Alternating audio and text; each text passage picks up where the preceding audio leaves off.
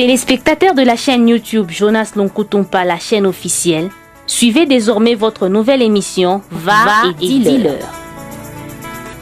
Va et dis-leur, c'est l'histoire d'une vie transformée par Jésus-Christ après avoir servi le diable pendant 25 ans. Va et dis-leur, c'est l'histoire du pasteur Jonas Lonkutumpa la Yedidia, aujourd'hui serviteur de Dieu, jadis sataniste. Hormis le témoignage du pasteur Jonas, plusieurs thématiques seront abordées dans différents numéros de cette émission. Pour ne rien rater, abonnez-vous sur votre chaîne Jonas Lonkutumpa, la chaîne officielle. Être chrétien, c'est une grâce. Être chrétien, c'est vraiment une très bonne chose. Aimables téléspectateurs, vous êtes nombreux, vous qui nous suivez de partout au monde.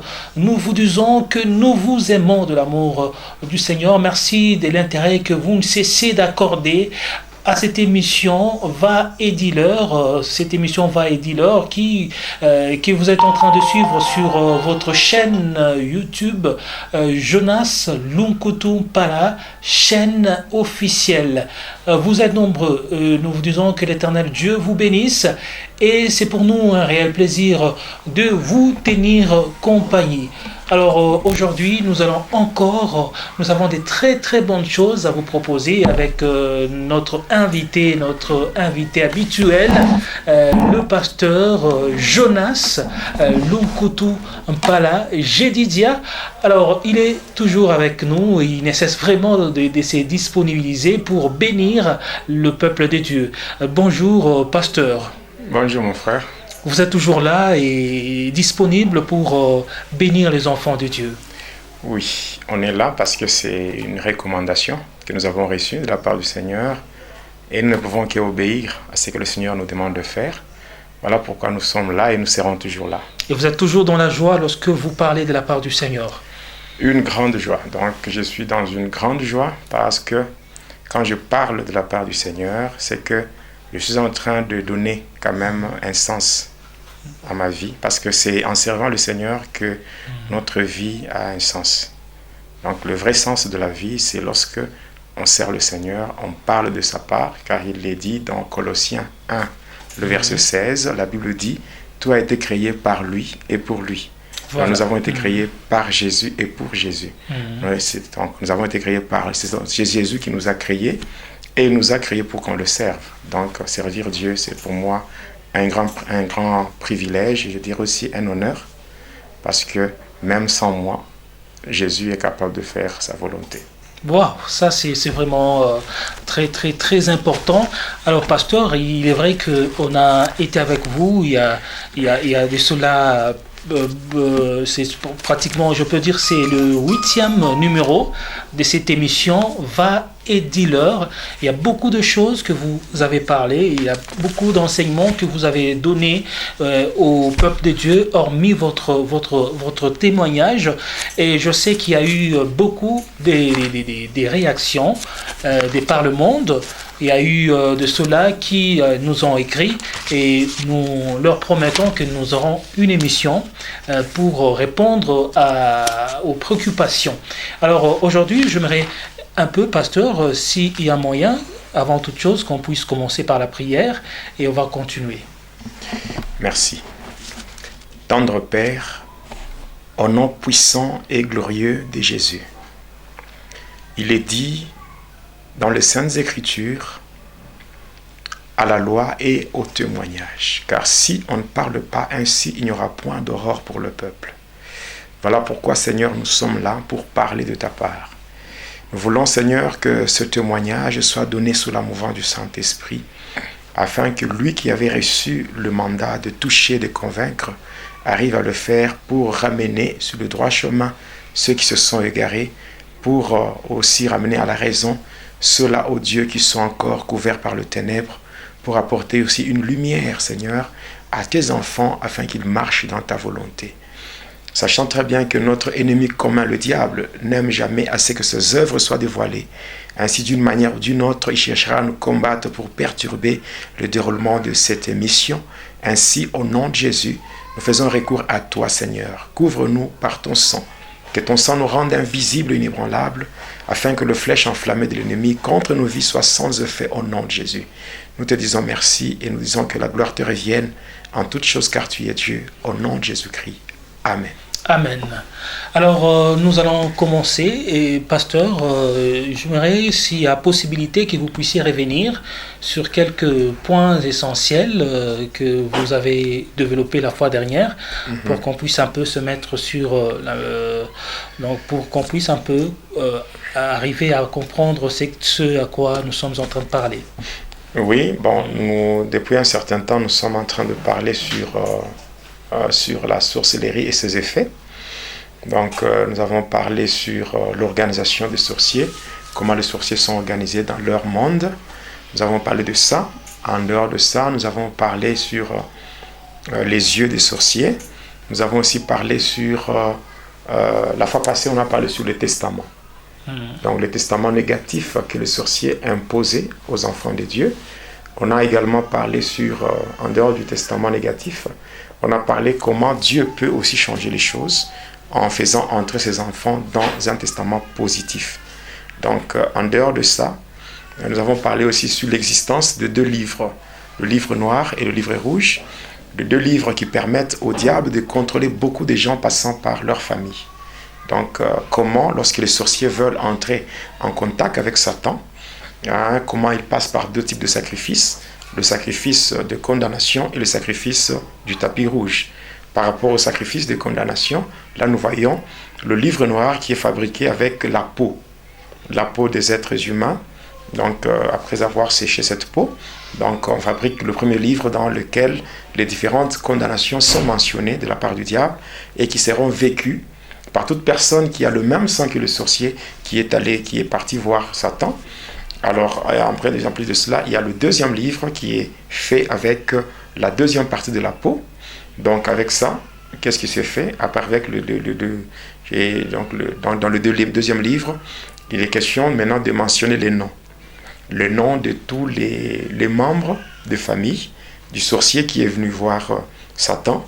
Et là, il est appelé à donner le nom de tous les membres de sa famille, commençant bien sûr par la famille restreinte jusqu'à la famille élargie.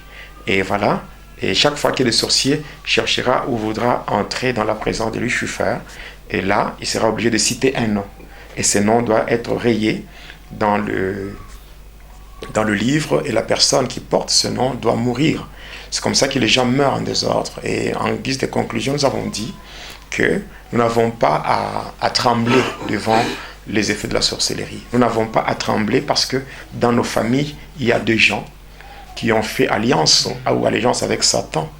Voilà, nous avons dit que, moi je l'ai dit, et je le répète encore, que tous ceux-là qui me suivent, ils doivent savoir qu'eux ne sont pas de sacrifice du diable. Amen. Donc toi qui me suis, tu n'es pas un sacrifice, ton mari n'est pas un sacrifice, ta femme n'est pas un sacrifice, tes enfants ne sont pas des sacrifices, tes parents ne sont pas des sacrifices, parce qu'il y a quelqu'un qui se sacrifie à notre place. Il a donné sa vie pour que nous soyons vraiment libérés. Et lui, c'est Jésus-Christ. À la croix, il a connu une mort substitutive. Donc, il est mort à notre place. Alors, c'est la raison pour laquelle nous n'avons pas à trembler, parce que quel que soit le projet et le complot fait par les agents de ténèbres passant par la sorcellerie, leurs complots, leurs efforts seront couronnés d'échecs au nom de Jésus. Et j'annonce encore que tu ne mourras pas parce que les sorciers l'ont ordonné. Tu ne mourras pas parce que les agents de ténèbres ont fait un complot. Comme David, je peux dire, tu vivras. Donc pour dire, David disait, je ne mourrai pas, je vivrai et je raconterai le merveille de l'Éternel. Donc tu es appelé à vivre le plan de Dieu. Et le plan de Dieu, ce n'est pas que tu puisses mourir d'une manière prématurée. Donc la mort prématurée n'a pas de place dans ta vie. Tu mourras seulement au jour ou au temps marqué par Dieu. Amen. Donc quand le temps de Dieu va arriver pour que tu quittes ce monde, tu quitteras ce monde pour aller te reposer en attendant le son de la trompette, parce que lorsque ça sonnera, certainement on sortira pour rejoindre le Seigneur dans les airs. Donc ça, c'est ce que j'ai expliqué. J'ai expliqué de comment ça s'est fait dans le monde des ténèbres. Voilà. Donc j'ai expliqué cela. Malgré que le diable continue à me faire la guerre, donc, continue à me faire la guerre, moi je n'abandonnerai jamais. Je sais que le diable, c'est un menteur. Et d'ailleurs, jusque-là, je n'ai pas encore réagi spirituellement par rapport à tout ce que les agents de ténèbres font. Donc, personnellement, j'ai pitié. Pitié de tous les acolytes de Satan qui s'est... Et vous voulez dire qu'au jour le jour, vous subissez vraiment les attaques, mais les combats? Il n'y a pas de jour, j'ai été menacé. J'ai eu des menaces, il y a même des gens qui m'ont traduit en justice, donc au niveau du parquet, pour que je puisse répondre de mes actes. Je me suis dit, mais quel acte? Oh non, il a connu un accident et il a abandonné les victimes. Voilà. Ok, j'ai tout fait. J'ai payé tout. Donc d'ailleurs, quand nous allons, si nous voulons suivre le code de la route, c'est pas moi qui suis fautif. Mais je me suis arrêté pour venir en aide, pour venir au secours, d'abord aux accidentés. Parce que déjà, humainement parlant, je dirais sur le plan social, non-assistance à une personne en danger, c'est pas bien, c'est punissable.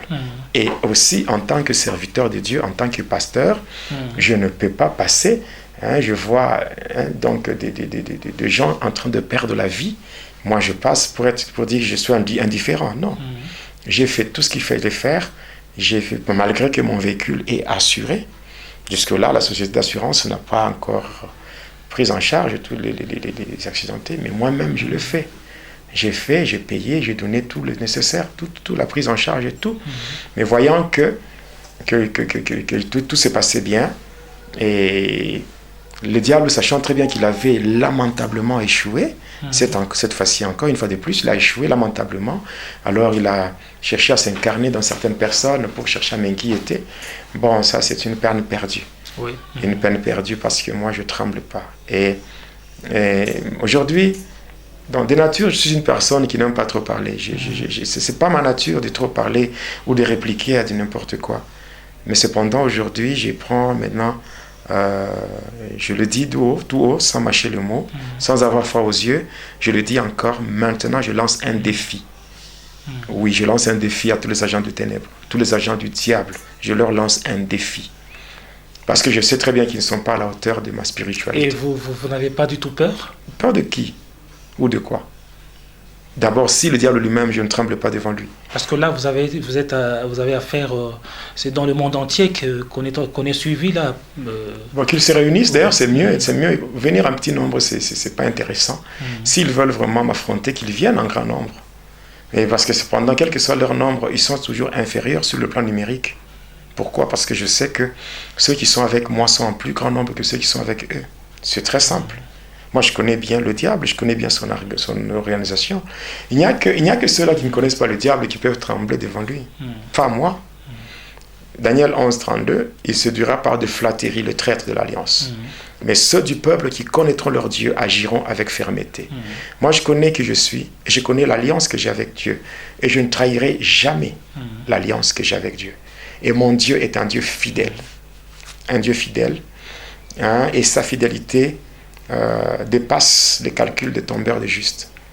C'est vrai, moi tel que je suis pas spécial, je ne suis pas extraordinaire, mais je suis une bénédiction pour le corps du Christ. Oui, oui, je le sais, sans prétention aucune, je ne suis pas donc je suis pas spécial ni extraordinaire, mais je suis une bénédiction pour le corps du Christ. Et tout ce que je fais, il y a beaucoup de gens, beaucoup de pasteurs qui sont déjà dans le ministère, qui ont plusieurs années de ministère plus que moi, mais qui ne peuvent pas faire ce que moi je fais. Oui, parce que moi je suis en train de faire un travail qui dérange le monde de ténèbres. Et mon ennemi, à moi d'abord, c'est la première créature qui a osé s'opposer à son créateur, c'est-à-dire Satan. Moi, quand je travaille comme ça, c'est Satan lui-même qui se sent mal à l'aise. Oui. Il se sent menacé. Et quoi? Il viendra avec quoi pour m'effrayer? La mort? Je n'ai pas peur de la mort. Je n'ai pas peur de la mort. On ne peut pas tuer quelqu'un qui est déjà mort. C'est clair. Le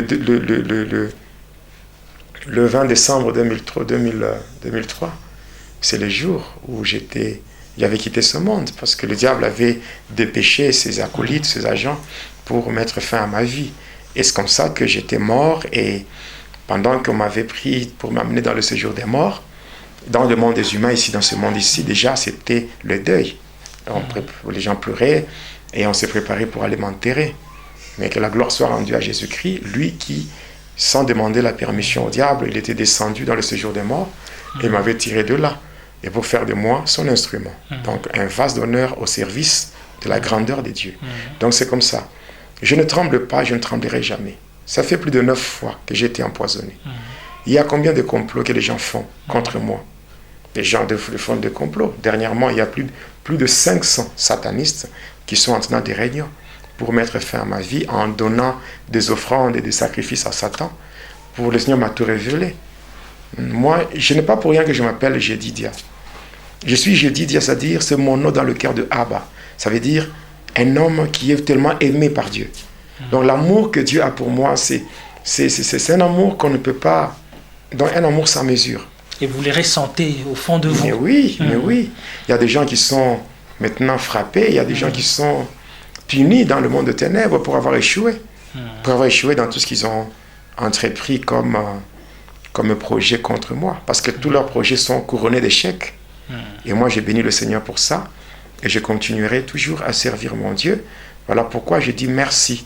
Merci au Seigneur. Je lui suis infiniment reconnaissant. Et je dis merci à tous ceux-là qui me soutiennent, de près tout comme de loin. Dans les gens qui me soutiennent à travers le monde. En France, aux États-Unis, Canada, je ne sais pas.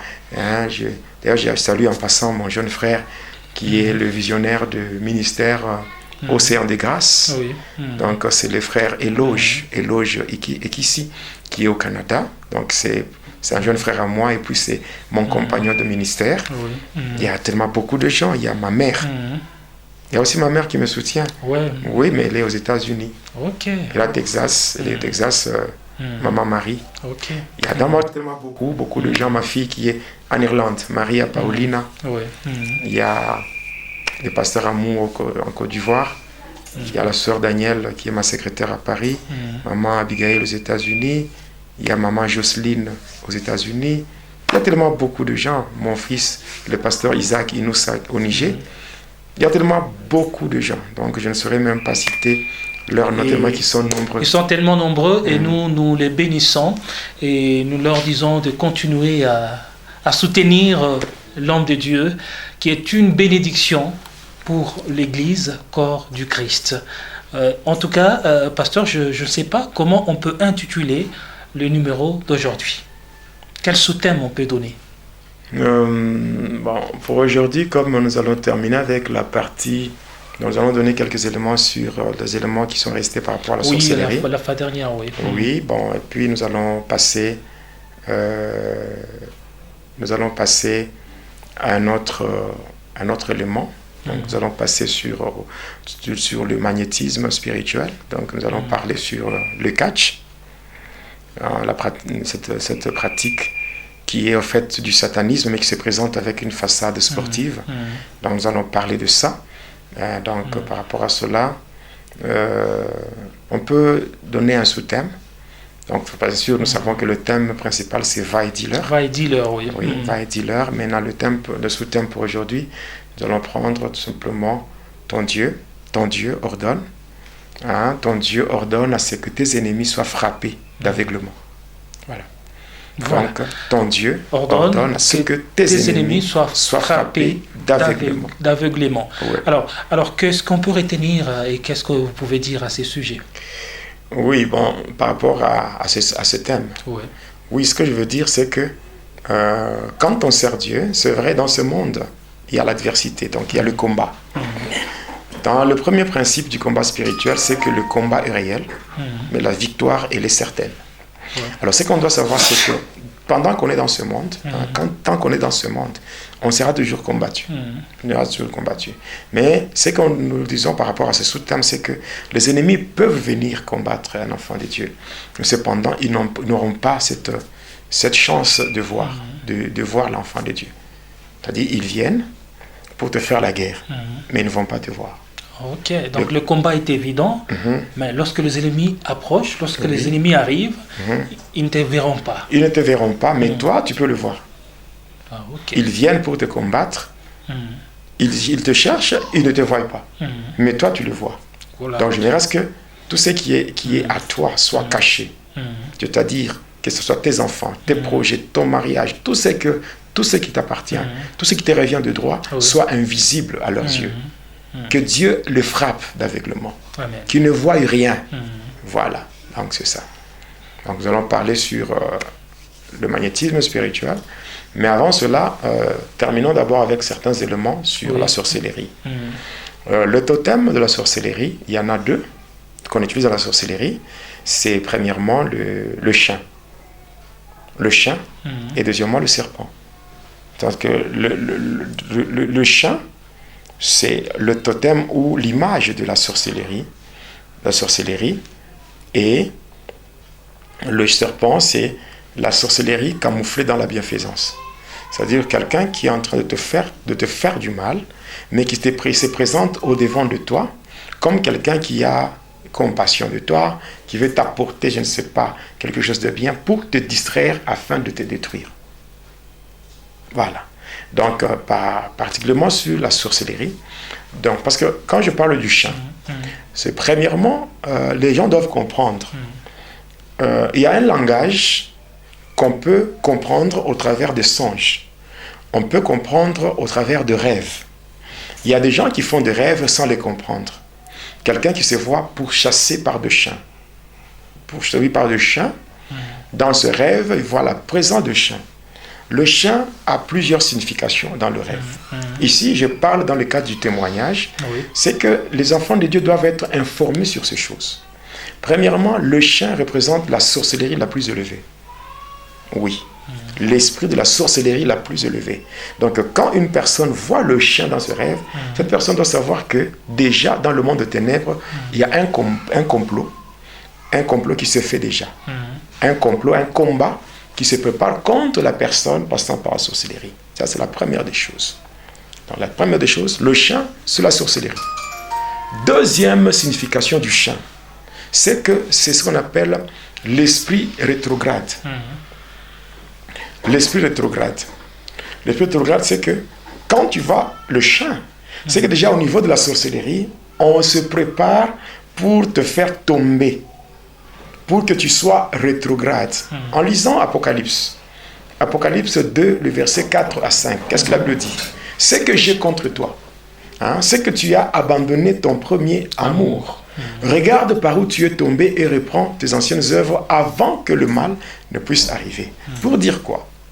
Il y a des gens qui ont déjà fait naufrage par rapport à la foi. C'est-à-dire qu'on peut voir le zèle que tu as, la manière dont tu sers Dieu, peut-être, donc ce que tu es en train de faire, parce que celui qui sert le Seigneur de tout son cœur, il ne fait que déranger le monde de ténèbres. Et par rapport à cela, le diable ne peut pas acclamer. Le diable ne peut pas laisser la tâche facile à cette personne. Le diable, dans sa colère, cette colère-là, il va tout faire pour faire tomber la personne. Que la personne puisse régresser dans la foi. Donc quand tu vois le chien, il faut comprendre que soit c'est la sorcellerie, on prépare des choses pour te faire du mal en passant par la sorcellerie. Deuxièmement, c'est qu'on cherche à faire que tu sois un chrétien superficiel, un chrétien de nom, un chrétien charnel.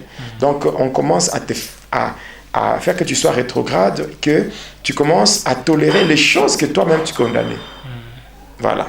Et en fait, il peut y arriver que l'on puisse rêver ou qu'on puisse voir dans son rêve un chien, en fait, parce que peut-être ça arrive de soi comme ça ou Non.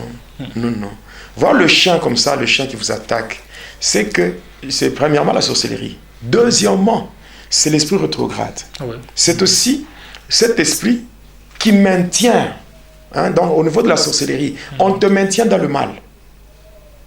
Donc, quelqu'un qui peut être même à l'église en train de condamner le péché, mais lui-même il est dedans, pour aboutir à quoi?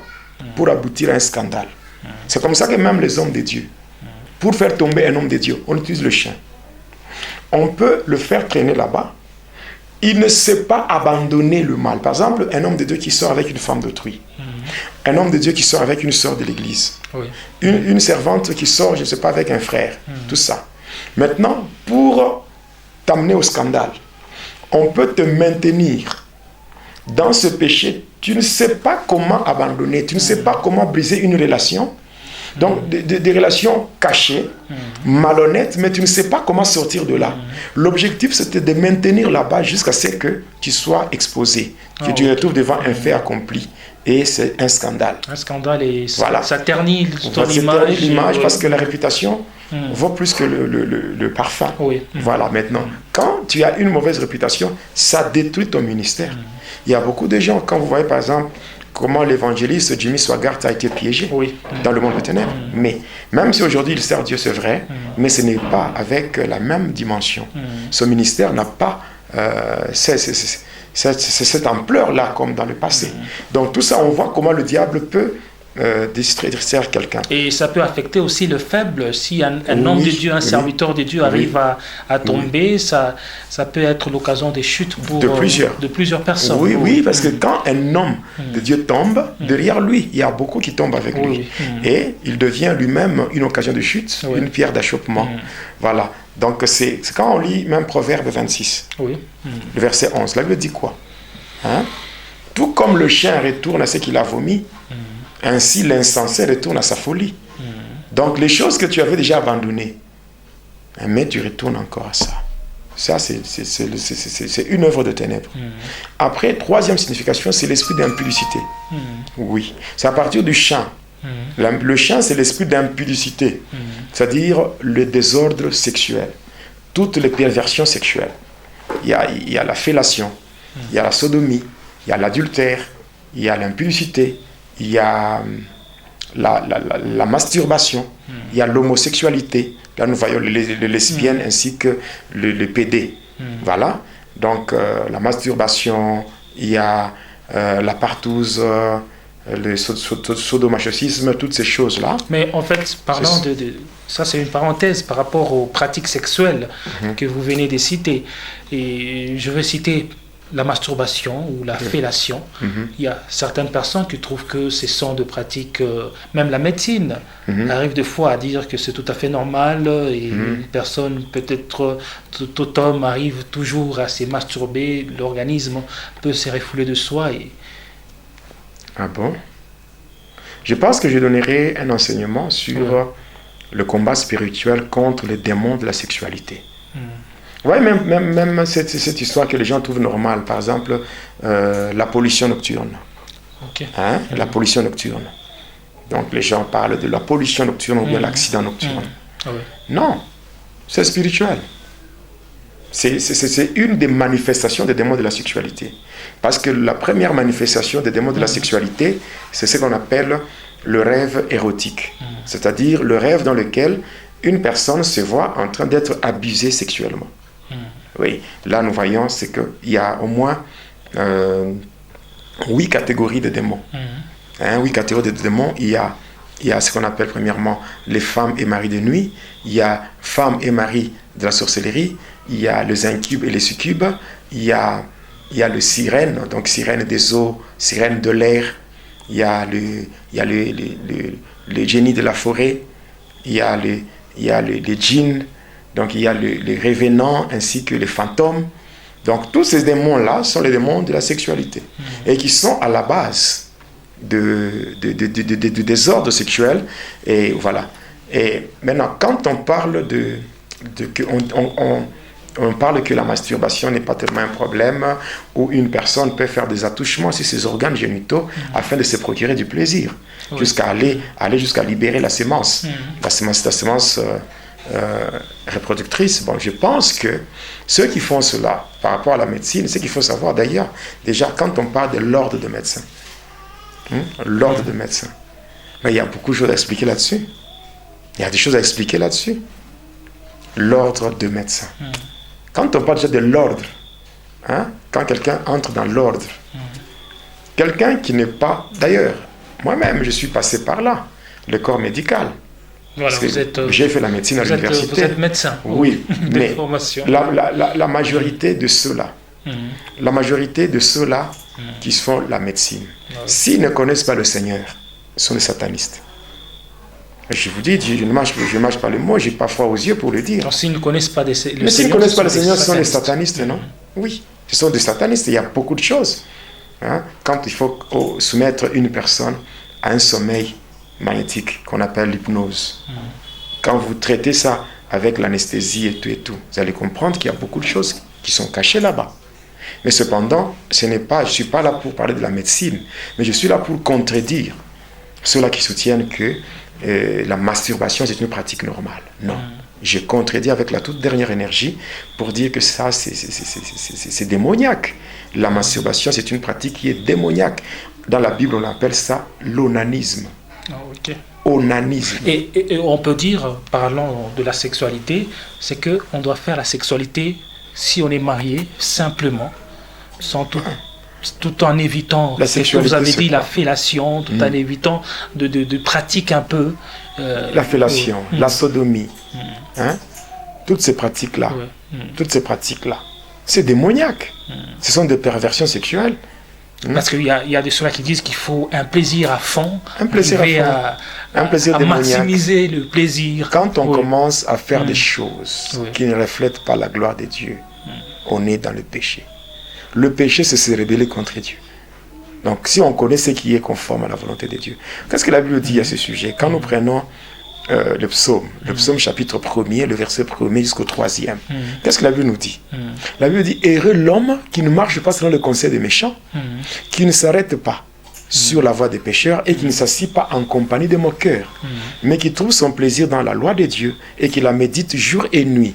Il est comme un arbre planté près d'un courant d'eau et qui donne des fruits en sa saison, dont le feuillage ne frétrit point, et tout ce qu'il entreprend lui réussit. Pour dire encore, heureux l'homme qui ne marche pas selon les conseils des méchants. Les méchants, ce sont ceux-là qui arrivent facilement à violer la loi de Dieu. Donc, des gens qui arrivent à transgresser la loi de Dieu, ce sont des méchants. Voilà pourquoi la Bible dit que la méchanceté ne saurait sauver le méchant. C'est-à-dire quelqu'un qui arrive à transgresser la loi de Dieu et qui prétend dire que Dieu peut le soutenir. Non. Donc, les gens qui soutiennent que la masturbation, la fellation et tout comme la sodomie, ces pratiques-là ne sont pas mauvaises, ce sont des méchants. Et ils veulent entraîner dans leur perdition, ils veulent entraîner aussi des innocents. Des innocents. La vie ne dépend pas de la médecine. La vie ne dépend pas de ce que les hommes disent. Mais la vie dépend de Dieu. Et Dieu, c'est sa parole. Si nous connaissons la parole de Dieu, nous devons vivre conformément à cette parole pour ne pas être dans une inimitié avec Dieu. C'est vraiment très dangereux. Oui. Et en fait, donc, il faut faire attention lorsqu'on voit le chien dans son rêve, si on peut revenir à ça. Le chien, c'est, troisièmement, c'est l'esprit d'impudicité. Ici, par l'impudicité, nous voyons le désordre sexuel. Ça peut être l'adultère, la fornication, donc la débauche. La débauche, donc un désordre sexuel. Et y compris il faut savoir, des pratiques des pratiques malsaines, on peut dire ça. Mais ce qui est vrai, la sexualité, par rapport à la sexualité, nous parlons de l'acte de procréation. L'acte de procréation, c'est un don sacré qui nous a été accordé par notre Père Céleste et qui ne peut se concrétiser que dans le mariage. Pas avant le mariage et pas en dehors du mariage, dans le mariage. Dans le mariage. Voilà. Et on peut dire ici que la sexualité joue un rôle important et sur le plan spirituel. Sur le plan spirituel, c'est un canal pour l'entrée des démons géants. Oui, les démons géants passent ou entrent dans la vie d'une personne par la voie sexuelle. Oui. Les démons têtus, les démons qui ne partent pas facilement, ils entrent par la voie sexuelle. Ils entrent par la voie sexuelle. Là, c'est clair. Il y a aussi des pratiques telles que l'inceste. L'inceste, où nous voyons des personnes qui ont des liens de parenté, qui sont d'une même parenté, mais qui arrivent à se connaître sexuellement. Voilà. Ça permet aux démons géants de faire leur entrée. Or que les démons ne travaillent que pour Satan. Et quand les démons viennent, ils ont un mandat de la part de Satan pour accomplir la volonté de Satan. Or, la volonté de Satan, c'est simple. Elle est dans Jean 10:10. Le voleur ne vient que pour égorger, dérober, détruire. Voilà, donc on ne peut pas se donner ce luxe-là d'accorder aux démons l'opportunité de faire leur entrée dans la vie. Non. Donc il ne faut pas vraiment suivre tout ce qui... Il y a certaines bêtises. Tout cela il y a même certains hommes de Dieu. J'avais lu un livre d'un homme de Dieu qui montre même dans son livre des pratiques, certaines positions que les gens doivent... Vous voyez, il y il y a des choses qui sont vraiment bizarres. Des choses qui sont vraiment bizarres. Il ne faut pas apprendre aux enfants de Dieu comment aller à l'encontre de leur Dieu. Il ne faut pas apprendre aux enfants de Dieu comment se détourner de leur Dieu. Parce que, tel que vous avez dit, il y a des chrétiens ou certains pasteurs qui disent que non, on est chrétien bien sûr, mais si par exemple on est marié, on doit connaître aussi à fond la sexualité pour arriver à satisfaire son partenaire, d'où eux aussi disent que non, et ils proposent, tel que vous avez dit, des positions. Et alors, est-ce que dans ça, et surtout en rapport avec les positions qu'on peut prendre lorsqu'on passe les rapports sexuels, il y a aussi un problème là-bas? Je pense que ce que je peux dire, je vous donnerai un enseignement par rapport à certaines pratiques et certaines soi-disant positions que certains pasteurs ou je dirais certains serviteurs ou certains parrains apprennent à leurs filleuls. Donc je vous dirai comment, par cause de leur ignorance, ils permettent aux démons de contrôler beaucoup de gens. Donc il y a des gens qui se retrouvent avec une vie conjugale contrôlée dans le ténèbre. Ça veut dire quoi? Ça veut dire que le mariage soit honoré de tous et que le lit conjugal soit exempt de toute souillure. Il y a certaines pratiques, certaines positions, ce sont des souillures. Ce sont des choses que vous faites croyant que c'est non parce qu'on nous a prodigué des conseils, on nous a dit par ceux-là qui nous ont précédés. Heureux l'homme qui ne marche pas selon les conseils des méchants. Tout conseil qui n'a pas un fondement biblique, tout conseil qui ne reflète pas la gloire de Dieu, c'est une souillure. C'est une souillure parce que même si on peut dire que le pasteur Jonas est vraiment radical ou il est vraiment trop strict, je dirais ceci. Alors, comprenez-moi, moi je suis quelqu'un qui vient du monde des ténèbres. Je connais bien des choses qui se font là-bas. Et je ne peux pas me donner le luxe là de laisser les enfants de Dieu dans l'ignorance pour que les démons prennent le dessus sur eux. C'est à ce moment-là je vais passer à côté de ma mission. Bon, si moi je suis là, je ne fais que la mission que j'ai reçue de la part du Seigneur. Je témoigne de ce que j'ai vu, ce que j'ai vu, ce que j'ai expérimenté. Donc ces choses-là ces choses-là doivent être mises à nu afin que les enfants de Dieu soient éclairés pour qu'ils ne tombent pas dans les erreurs. Parce que vous savez, le diable ou les démons, c'est facile pour eux de faire leur entrée. Mais pour le faire partir, c'est un problème. Regardez, aujourd'hui, les églises se transforment. Aujourd'hui, les églises ne tiennent pas compte vraiment beaucoup plus sur le salut. Parce que tellement que les gens ont des problèmes. Et des problèmes d'origine démoniaque. Aujourd'hui, les églises, ça devient maintenant un lieu de spectacle où on ne fait que chasser les démons. Alors pourquoi ne pas prendre des précautions pour empêcher aux démons d'entrer? Ou qu'est-ce que vous préférez? Laisser donc faire du n'importe quoi, mener une vie avec légèreté, laisser les démons faire leur entrée et pour commencer à faire des scénarios de délivrance, des spectacles dans les églises. Il vaut mieux prévenir. Voilà, c'est simple. C'est simple. Et tout ce que je suis en train de dire là, je le fais de tout cœur, je le fais avec amour parce que je suis un pasteur. Je suis un pasteur, j'ai déjà traité plusieurs cas, de délivrance, j'ai déjà reçu beaucoup de personnes dans mon bureau, dans le cadre de la cure d'âme. Mais quand vous écoutez ce que les gens vivent, les gens parlent, non, c'est horrible. Et tout ça, quand vous essayez un peu d'aller plus loin, les gens vous disent que non, on nous disait que c'était normal. Vous voyez?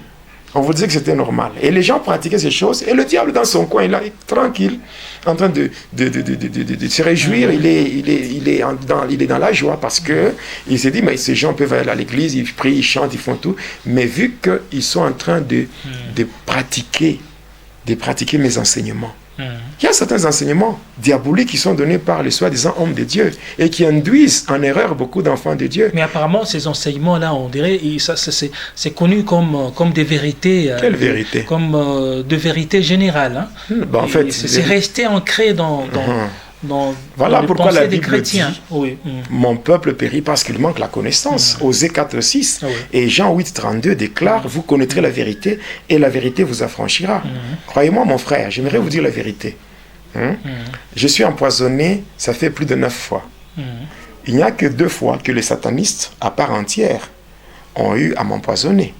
Mais les 7 fois qui restent, ce sont des pasteurs déguisés, donc des satanistes déguisés en serviteurs de Dieu qui sont dans les églises, qui me font la guerre parce qu'ils voient que je suis en train de les démasquer. Et moi, je ne cesserai jamais parce que je sais très bien que la mort, c'est un passage par lequel tout être humain doit passer. pour rejoindre le Seigneur. Parce que même le Seigneur Jésus-Christ, pour regagner sa demeure, il a fallu passer par la mort. Donc la mort, c'est un passage, on ne peut pas trembler. Parce que, en fait, de la même manière que nous avons été introduits dans ce monde, c'est de cette même manière que nous serons appelés à quitter ce monde. Et quitter ce monde ne peut pas nous faire trembler si nous sommes dans la volonté parfaite de Dieu. Nous pouvons rentrer, oui, nous pouvons rentrer dans la présence de Dieu. C'est simple, mais pendant que je suis encore sur la terre, qu'est-ce que je peux faire? Accomplir la volonté de Dieu, faire la mission, comme disait mon frère, Papa Alain Moloto. Il dit, mais qu'est-ce que je suis? Moi, je suis le sel de la terre. Qu'est-ce que je peux faire? Je dois donner le goût. Voilà. Alors, en fait, vous avez donné les éléments partant du rêve du chien. Oui. Alors, vous avez donné 3 éléments. Oui, c'est ça. Ce sont les 3 significations. Oui. Ce sont les 3 significations du chien dans le rêve. Dans le rêve. Oui. Et en fait, ça, c'est dans le rêve. Oui. Et ça se travaille dans le monde de ténèbres. Parce qu'ici, il faut comprendre, quand on commence à voir les bêtes dans le rêve, ça s'appelle le combat contre les bêtes. Okay. C'est aussi une autre forme de combat. Parce que les gens bon, c'est comme ça que l'Église, les enfants de Dieu doivent être enseignés. Il y a plusieurs formes de combat spirituel. Mais la forme la plus élevée du combat spirituel, c'est le combat spirituel contre les bêtes. Parce que c'est une forme, ou je dirais un combat dans lequel le diable, les démons et les satanistes prennent la forme physique ou spirituelle de bêtes pour venir nous attaquer. Et là, qu'est-ce qu'ils font? Ils prennent cette forme-là premièrement pour se cacher, pour qu'on ne les découvre pas. Et ainsi, quand on enseigne maintenant l'Église, on enseigne à l'Église la signification des différentes bêtes dans le rêve, ça leur permet maintenant de connaître comment attaquer. Parce que attaquer un chien, ce n'est pas de la même manière que attaquer un serpent. Attaquer par exemple les oiseaux. Parce que les oiseaux, l'esprit de colportage, l'esprit de mort, oui, l'esprit de trahison. C'est à travers de ça. Il y a des choses que les gens voient. Il y a par exemple le chien. Il y a par exemple comment combattre une sirène. Donc il y a des sirènes des eaux. Comment les combattre? Comment? Donc il y a beaucoup de choses. Les sauterelles par exemple, l'esprit de médiocrité et l'esprit de pauvreté. Ouais. En fait, là, je pense qu'il y a beaucoup d'enseignements que vous aurez à donner sur cette chaîne YouTube, Jonas Lunkutumpala. Vous qui nous suivez sur sur les réseaux sociaux, sur Facebook, en fait, abonnez-vous sur la chaîne YouTube Jonas Lunkutumpala, chaîne officielle. Ils peuvent même s'abonner sur Facebook. Même sur Facebook. La page Grâce sur Grâce. Voilà.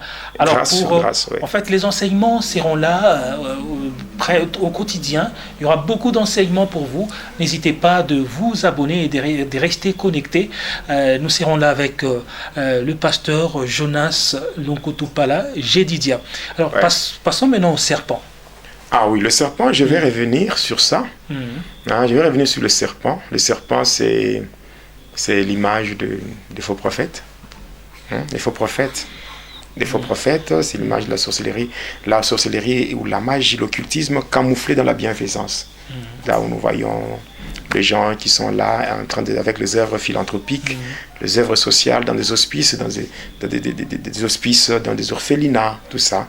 Et qui a même ceux-là qui ont déjà monté des ONG, des ONG, mais sont des serpents. Je parlerai de cela. Lorsque nous allons dévoiler toutes les sociétés secrètes. Les sociétés secrètes, il y a des gens qui sont membres des sociétés secrètes, telles que le Rotary, Rotary International, donc Rotary Club International, il y a Lions Club, tout ça. Tous ces gens-là qui trompent les enfants de Dieu. Mais visiblement, ils sont de donateurs. Des donateurs. Oui, ils savent très bien ils sont plus dans les œuvres philanthropiques. Nous allons démasquer leurs activités. Beaucoup. Il y a de ceux-là qui sont financés par des satanistes avec les ONG. Des ONG qui se créent ça et là. Il y a beaucoup de gens, surtout en Afrique. Beaucoup d'ONG qui sont financés par des satanistes. Oui. Donc, il y a des choses que nous allons dévoiler.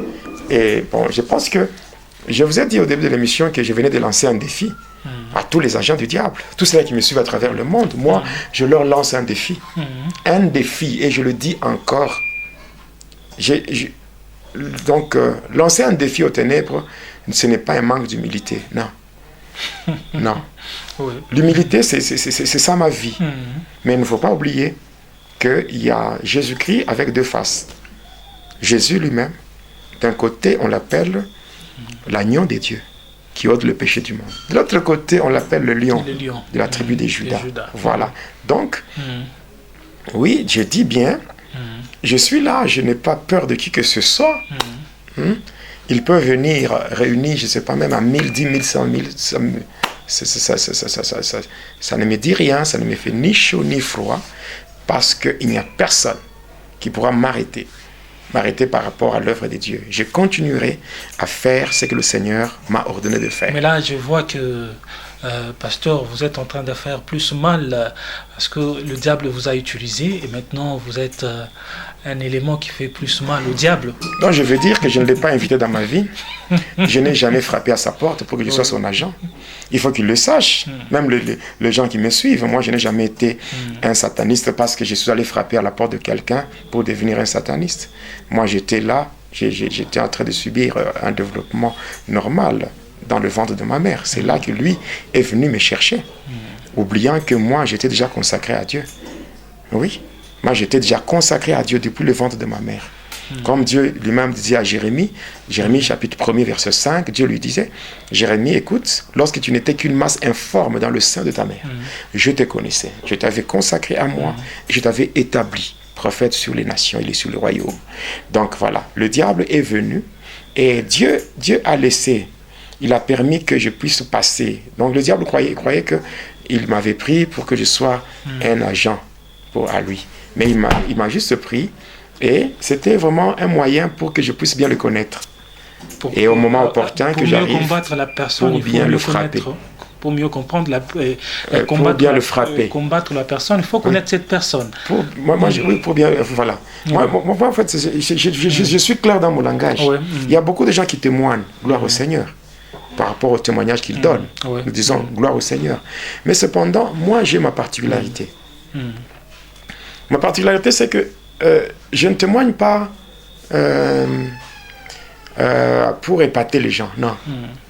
Je témoigne, pourquoi? Je témoigne pour, je dirais ceci, pour être un peu plus clair. Moi, je prêche au Christ, mais je me sers de mon témoignage pour attester la véracité de la parole de Dieu. Voilà. Donc, c'est ça ma mission. Donc, je le fais de tout cœur.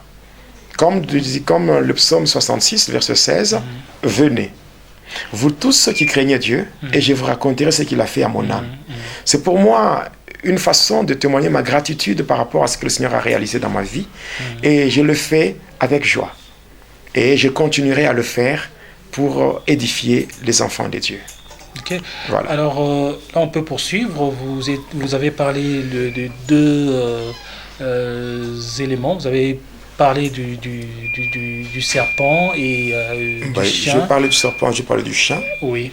Oui, donc j'ai parlé de leur signification. Mais je retournerai encore sur le chien et sur le chien et sur le serpent et donner aux enfants de Dieu quelles sont les stratégies à utiliser pour mettre fin à de telles bêtises. Donc pour en finir avec le chien, pour en finir avec le serpent, comment procéder, comment est-ce qu'on élimine le serpent sur le plan spirituel. Voilà. Donc je pense que je donnerai aussi d'autres précisions. Mais je continuerai à dire que toujours en rapport avec les pratiques de ténèbres, quand j'évoluais dans la sorcellerie. Il était arrivé à un temps, pendant que nous étions à Likasi, dans la commune de Kikula, et précisément au quartier Kolomoni, un jour, comme j'étudiais au collège, alors un jour, j'ai quitté le collège et je rentrais à la maison. En rentrant, j'étais passé au niveau du stade, le stade de Kikula. Mais donc j'ai dépassé l'hôpital d'Ako, l'hôpital de référence d'Ako. Après, quand j'avançais sur le boulevard de l'Indépendance, avant d'arriver à l'église catholique Sacré-Cœur, j'étais arrivé au niveau du stade de Kikula, et puis en regardant sur le tableau d'affiche, il y avait un programme de combat de catch.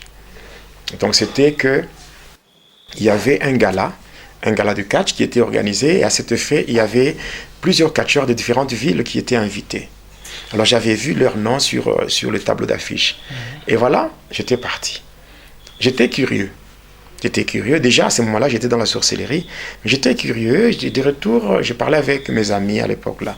Je parlais avec mes amis, je leur disais, mais finalement, si nous aussi, on faisait le catch. Hein, si on faisait aussi le catch. Bien sûr, d'une manière clandestine, c'est-à-dire, je leur proposais qu'on devait se donner le nom de vrai catcheur. Et après, on devait commencer à faire ça pour se distraire.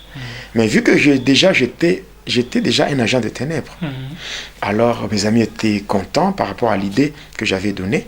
Et c'est comme ça que un jour, nous étions partis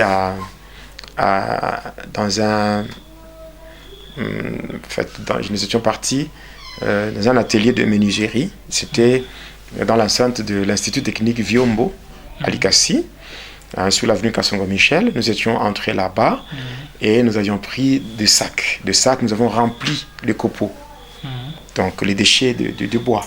Alors nous avions pris cela et nous étions partis. Arrivés là-bas au quartier, au croisement de deux avenues, l'avenue Kasongo-Michel et l'avenue Polo. C'est là que nous avions mis des piquets, des poteaux et des cordes, et nous avions mis les copeaux, nous avions mis des sacs là-bas comme des bâches, et c'était devenu comme une sorte de tatami. Vous connaissez le tatami? Donc une sorte de ring. Alors c'est comme ça que là on s'était donné le nom de vrais catcheurs et tout. Et après ça, quand on s'était donné le nom de vrais catcheurs, et on commençait à faire le combat. Non, d'abord avant le combat, de faire le combat, parce qu'à cette époque-là, moi je me rappelle, j'étais en 5e des humanités, je pense, oui, j'étais en 5e des humanités. À ce moment-là, je faisais l'haltérophilie. Donc je faisais la culture physique. Donc, parce que tel que vous me voyez aujourd'hui, c'est que le Seigneur m'a transformé. Il a transformé mon corps. J'étais déformé donc, par rapport aux muscles et tout. Je pesais 108 kilos. Oui, c'était mon poids là, à l'époque. J'ai pesé 108 kilos et j'étais déformé par rapport à la formation physique. J'étais déformé, donc le muscle pectoraux, de biceps, triceps et toutes ces choses-là. J'étais comme un monstre. Mais aujourd'hui, quand même, le Seigneur... Mais à ce temps-là, c'était un plaisir pour vous. Bon, c'était une folie de grandeur, comme on dit. Donc, une folie de grandeur. Oui. Alors, après ça, on commençait à faire des publicités sur les routes. Donc, c'était une sorte de caravane. Et les gens nous suivaient. Beaucoup de gens. Vu que moi, je faisais la culture physique, donc des exercices de musculation. Alors, j'étais comme leur leader. Alors, avec ça, chaque jour à 15h, on s'est réunis là-bas pour faire ce qu'on faisait là. Et par après, les gens étaient attirés. Et c'était comme un programme dans le quartier. Tout le monde venait. Il y avait des adultes, des jeunes gens. Donc c'était plein. Non, ça a commencé comme ça, en plein air. Comme un jeu, là, et ça a pris de l'ampleur. Ça avait pris de l'ampleur et beaucoup de gens, même à l'époque là, les gendarmes, donc les agents de l'ordre là, qui étaient à la gendarmerie, venaient là-bas.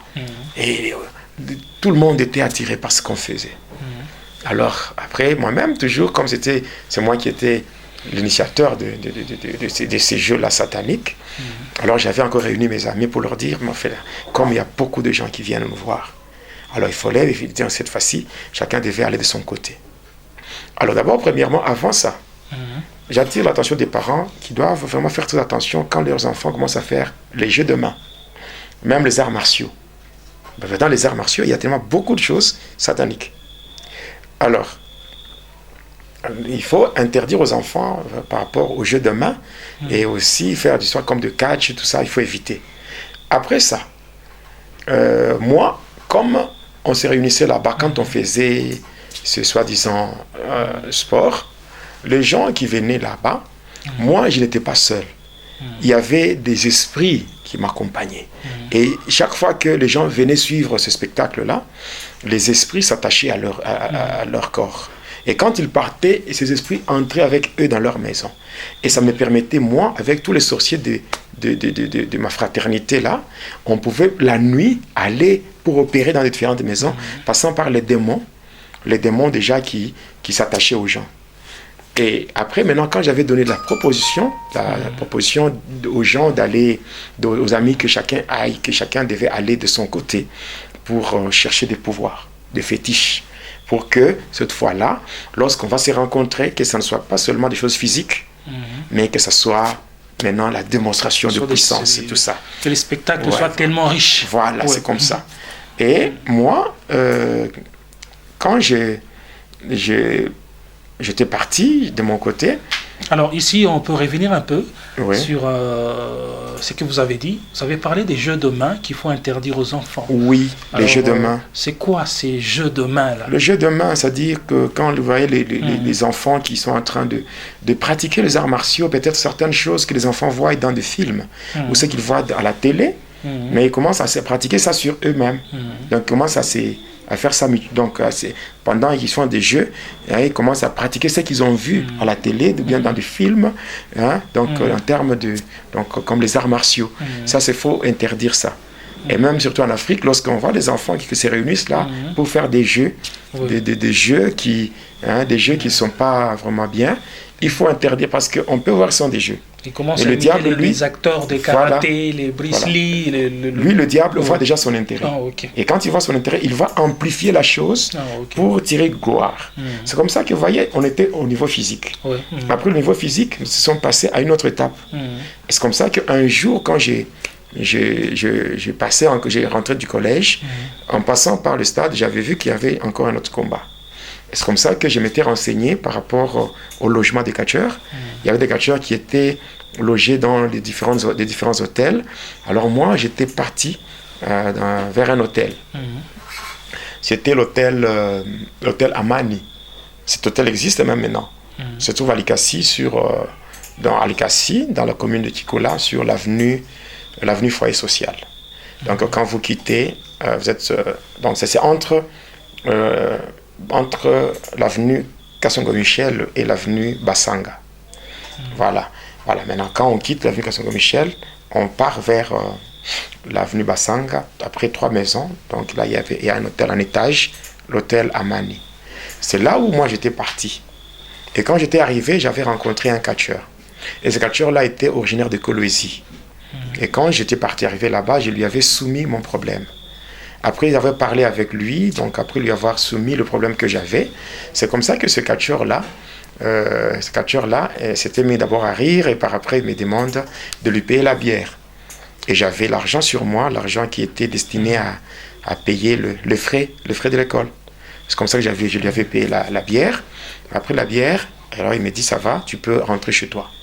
Et quand tu vas rentrer chez toi, tu vas faire quoi? Tu vas prêter les éléments que je vais citer. Et le lendemain, tu reviendras ici. C'est comme ça que j'étais parti. J'étais parti et le lendemain, j'étais là. J'étais là, le lendemain, avec mon colis qui contenait ou qui renfermait les éléments qui avaient été demandés. J'arrive. Alors, quels sont ces éléments qui étaient demandés? Il m'avait demandé de payer 2 bougies. 2 bougies blanches. De payer 2 désodorisants qu'on appelle communément les chulai. Voilà. Je devais payer aussi le sel indigène. Je devais payer aussi le parfum qu'on utilise dans donc on utilise souvent dans des funérailles. Donc le parfum Avanita. Je devais aussi payer 2 tiges de cigarettes, de cigarettes fortes. Je devais payer ça aussi. Je devais aussi payer un mouchoir blanc. Voilà. Et j'étais venu avec ces éléments-là. Et quand j'étais venu avec ça, c'était autour de 19h, où nous étions à l'hôtel.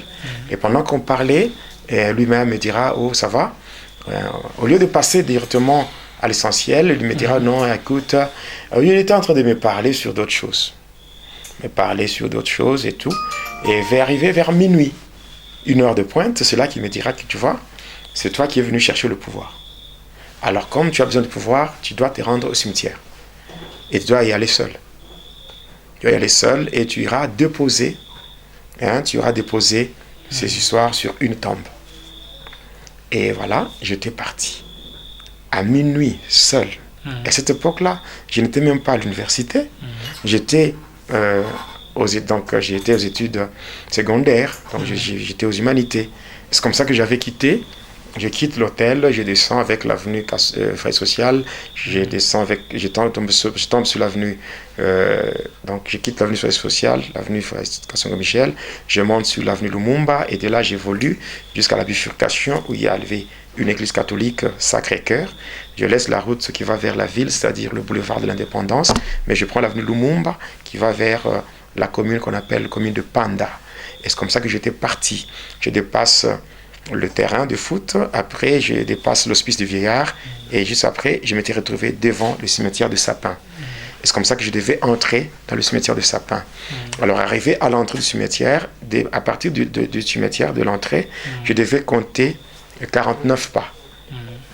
Je devais compter 49 pas et j'étais entré seul et après le 49 pas j'étais devant maintenant une tombe. J'avais pris le colis, j'avais ouvert, j'avais mis au-dessus de la tombe et je prends une lame de rasoir et je m'étais blessé à mon petit doigt et je l'avais pressé de sorte que 6 gouttes de mon sang étaient tombées sur le colis. Et après, j'avais prononcé une incantation qui m'avait été donnée par cet homme-là. Ce catcheur-là, j'avais prononcé une incantation, et je ne saurais pas citer ça ici.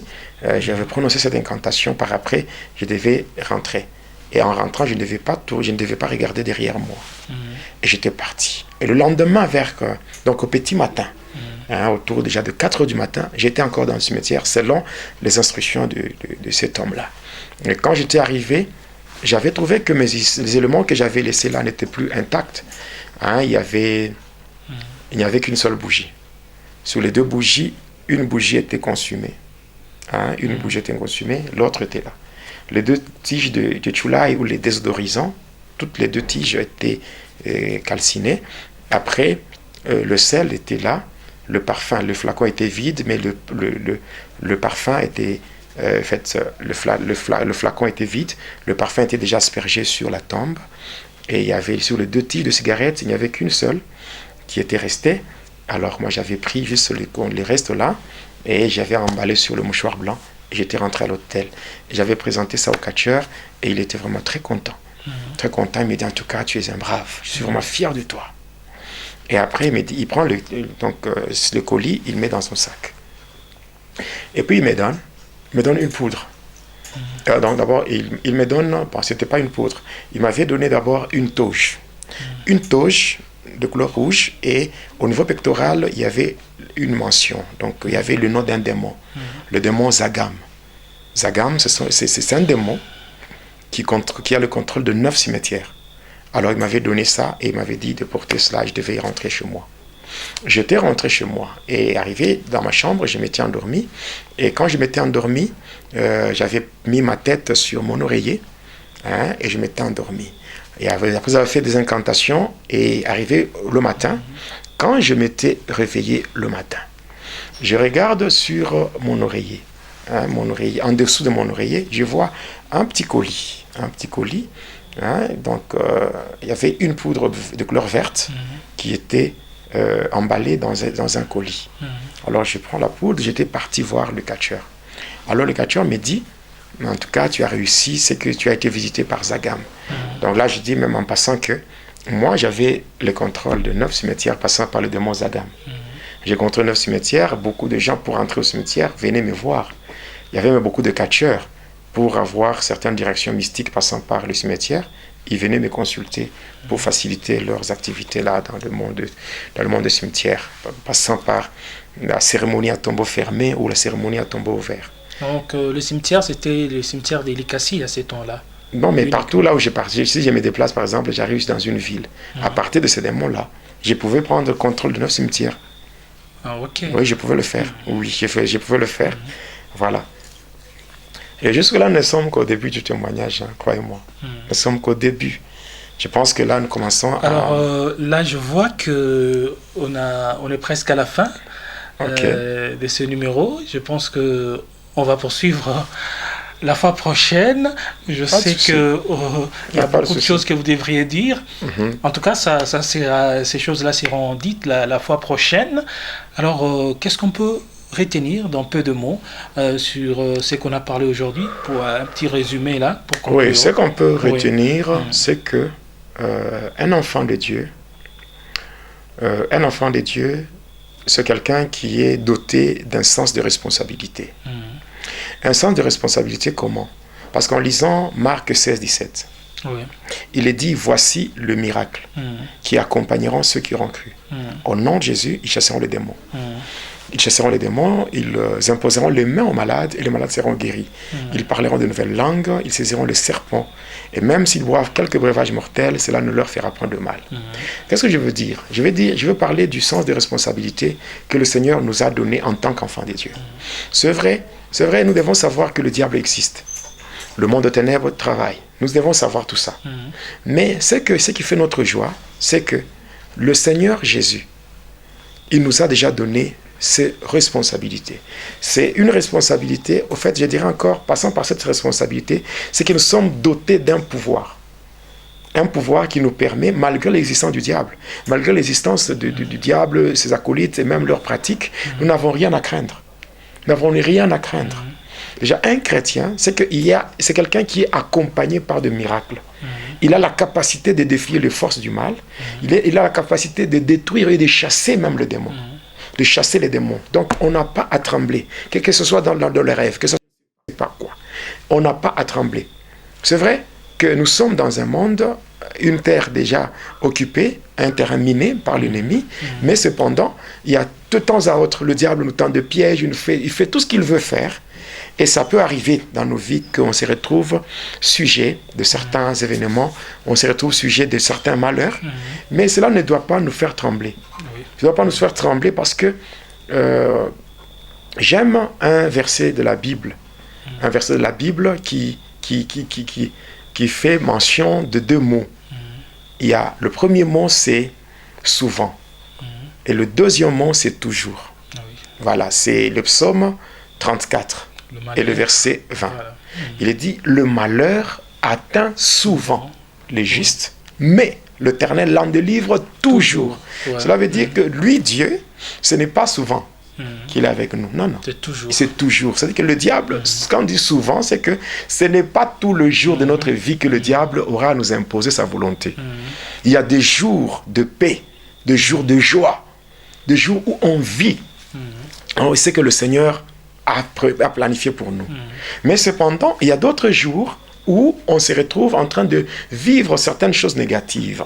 Et par rapport à ces choses, on doit avoir l'assurance que même si je vis ces choses, l'Éternel va me faire sortir de là. Amen. Donc, toujours le Seigneur interviendra. Il interviendra toujours, quel que soit ce que tu vis, toi qui m'écoutes, quel que soit ce que tu vis, quel que soit le moment difficile, le temps fâcheux par lequel tu es en train de passer, sache que l'Éternel Dieu, lui qui fait toutes choses bonnes en son temps, il va te faire sortir de là et ce sera une confusion et une humiliation dans le camp de ceux qui ont médité ta perte, ceux-là qui ont planifié ton échec, ou ceux-là qui ont planifié des mauvaises choses contre toi, ils seront humiliés et Dieu va te justifier. Au nom de Jésus-Christ.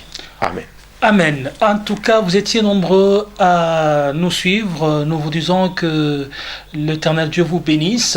Et surtout, pour ne rien rater, vous devez vous abonner. Abonnez-vous sur votre chaîne YouTube Jonas Lunkutu Pala, chaîne officielle, pour retrouver différents numéros de l'émission Va et dis-leur, une émission qui parle bien sûr de la parole de Dieu via le témoignage du pasteur Jonas Lunkutu Pala.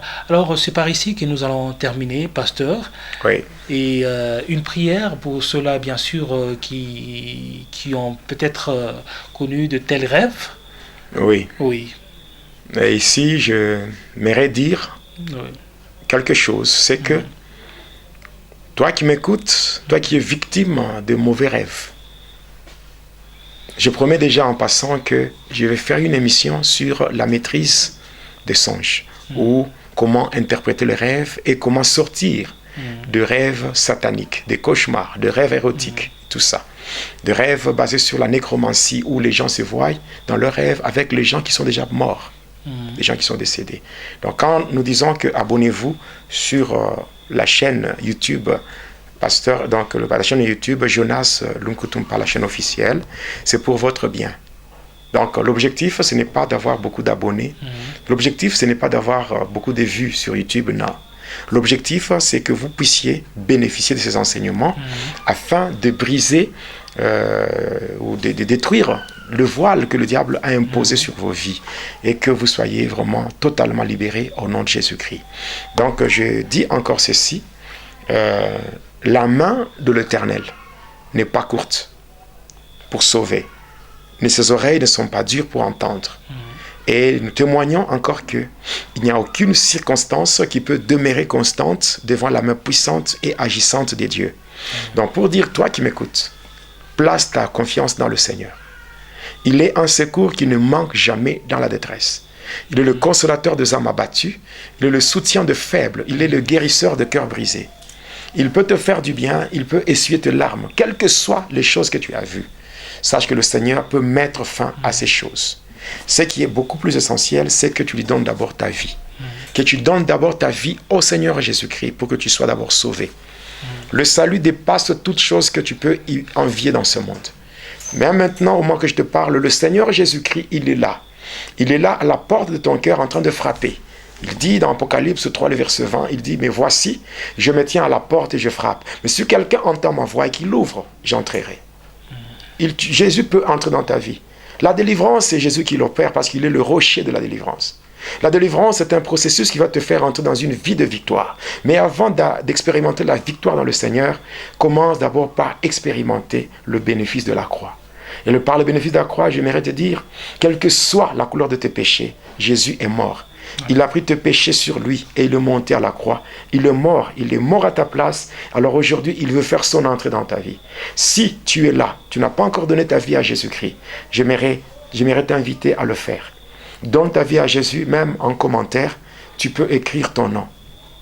Tu peux écrire ton nom, tu peux nous donner tes coordonnées, nous pouvons te contacter, nous pouvons faire une prière avec toi, nous pouvons t'appeler en apartheid, c'est-à-dire que nous pouvons t'appeler en privé. Et là, nous pouvons faire une prière avec toi, nous pouvons t'orienter par la grâce de Dieu.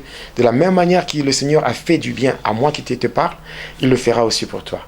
Parce que la grâce qui m'a été accordée, cette grâce, le Seigneur peut aussi te l'accorder. Alors aujourd'hui, quand tu entends la voix de Dieu, n'endurcis pas ton cœur.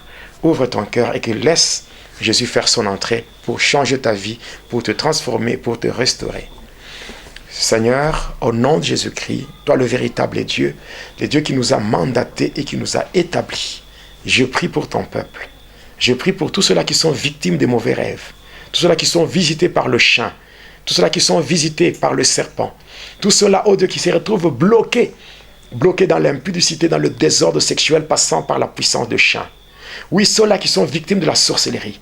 Tous ceux-là qui sont envoûtés, oh Dieu. Ceux-là qui vivent sous l'envoûtement à cause de la sorcellerie. Ceux-là, oh Dieu, qui sont rétrogrades. Ceux-là, oh Seigneur, mon Dieu, Jésus.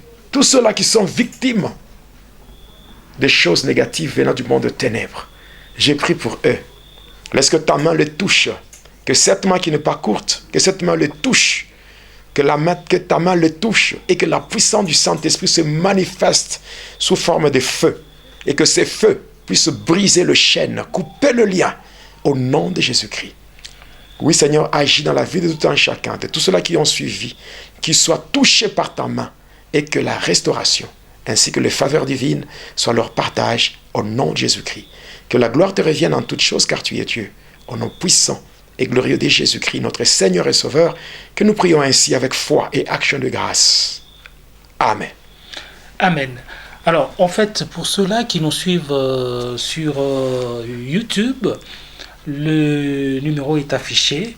Mais ceux-là qui nous suivent sur Facebook, ils ont besoin de numéro WhatsApp. Oui, je peux leur donner tous mes numéros. Oui. Le premier numéro, c'est un numéro Vodacom. C'est le plus 243 81 163 0067 plus 243 81 163 0067. Le deuxième numéro, c'est plus 243 97 63 44 0 94 plus 243 97 63 44 0 94. Et le dernier, c'est plus 243, c'est un numéro orange, plus 243 85 89 08 142 plus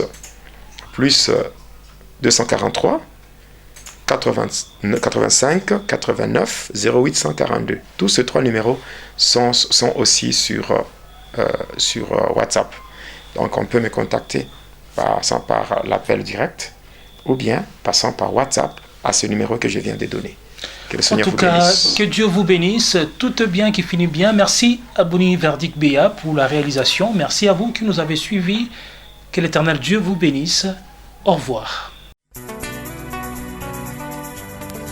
Téléspectateurs de la chaîne YouTube Jonas Lonkutumpa, la chaîne officielle, suivez désormais votre nouvelle émission Va et dis-leur.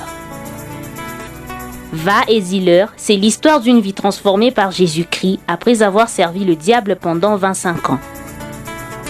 Va et dis-leur, c'est l'histoire du pasteur Jonas Lonkutumpa la Yedidia, aujourd'hui serviteur de Dieu, jadis sataniste.